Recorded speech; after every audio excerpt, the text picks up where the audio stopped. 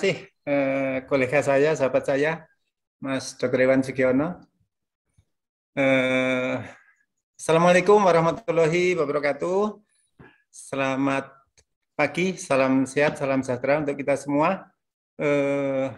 Saya singkat saja, next.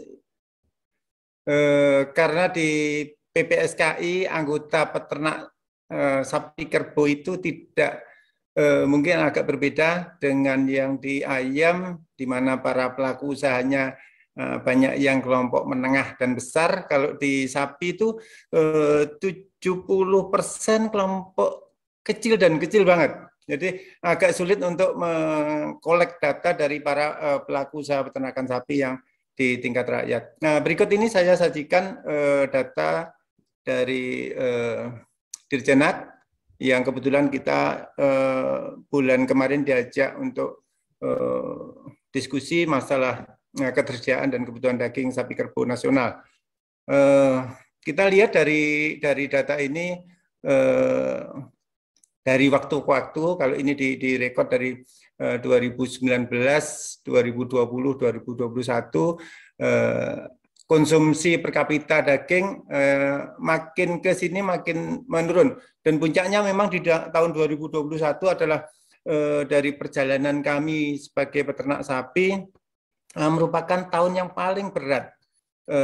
Terutama terjadi di bulan Juli, Agustus, September, di mana PPKM diberlakukan. Ini benar-benar memukul usaha dari para peternak rakyat, karena peternak sapi saat ini menjual sapinya lebih mengandalkan di momen-momen tertentu di hari-hari besar keagamaan, Idul Fitri maupun Idul Adha. Dan puncaknya memang di Idul Adha yang kita harapkan pelaku usaha peternakan itu memetik keuntungan yang memadai, karena di hari-hari biasa semakin ke sini semakin sulit untuk bisa mendapatkan untung. Jadi lebih banyak berharap di momen-momen Idul Fitri maupun Idul Adha. Nah, sayangnya di tahun 2021 kemarin dengan PPKM diberlakukan, turunnya omset di periode Idul Adha tahun ini itu banyak yang menyampaikan laporan turun sampai 60-70%. Bisa dibayangkan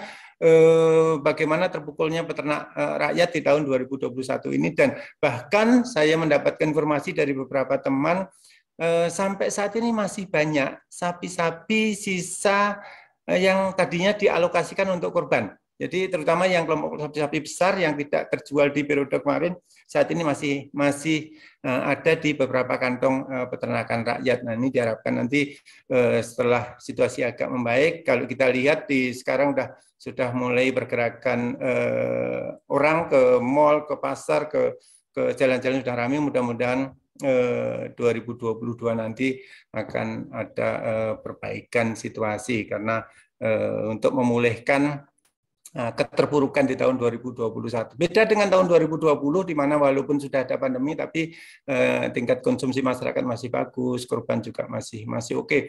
Peternak tidak banyak mengeluh ketika itu. Kalau di tahun 2021 memang sangat-sangat terasa. Nah, kalau kita lihat memang dari sisi proyeksi produksi dari Dirjenak tahun 2021 ini meningkat, tapi ini belum final, masih proyeksi. Tapi yang 2019-2020 ini sebenarnya produksi dari peternakan rakyat, kontribusi untuk pemenuhan kebutuhan daging nasional hanya kisaran 59%-an. Jadi kalau kita mau bicara swasembada yang dimana risiko tercukupannya 90%, masih agak jauh perjalanannya. Jadi, dan kita berharap ke depannya dengan membaiknya situasi ekonomi menggairahkan juga para pelaku usaha peternakan khususnya di sapi. Next. Ini defisitnya, next.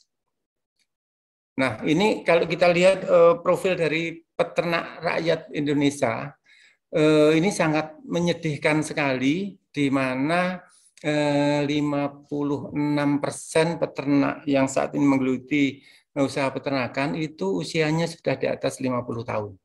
Ya. Artinya apa? Usaha peternakan kurang diminati oleh anak muda.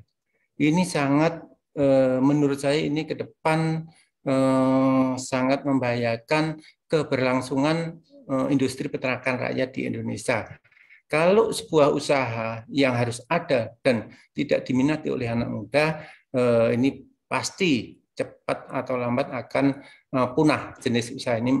Untuk itu perlu extra effort dari semua pihak yang berkompeten di industri peternakan rakyat untuk mengambil sikap sehingga peternakan rakyat juga tetap eksis. Kalau tadi Ibu Direktur menyampaikan harapannya nanti akan kita bisa berswasembada, kita bisa mencukupi kebutuhan sendiri. Tapi kalau anak muda tidak tertarik untuk menggeluti, tentu juga cita-cita itu tidak akan tercapai. Next.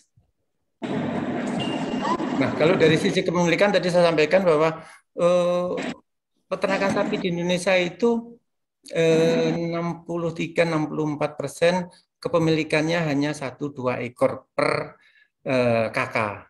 Ya. Ini tentu saja sulit untuk dikatakan bisa memenuhi kebutuhan dari para pelaku usahanya. Jadi usahanya cenderung sambilan dan hanya